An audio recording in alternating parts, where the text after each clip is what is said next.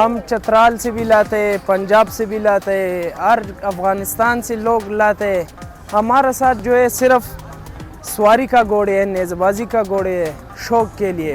पोलो वाला घोड़े जो है वो पोलो जो परवट घोड़े स्टिक मारता है वो घोड़े है।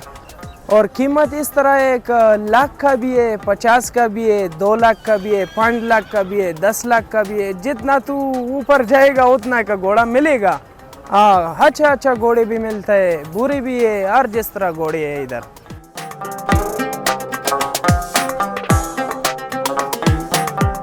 हर जगह से आता है, पिंडी से आता है, लाहौर से आता है, कराची से लोग आता है, ये इब्टाबाद, मानसेरा, इधर से लोग ज़्यादा स्वाद से आता है, हर जगह से आता है लोग।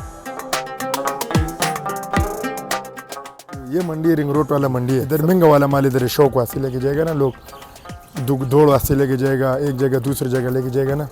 अभी आगे 2 महीने 1.5 महीने बाद डेरा गाजी खान का मेला है, उधर से लोग जाएगा, इधर से उधर लेगा। फिर हर जगह मुख्तलिफ तरह माल है ना।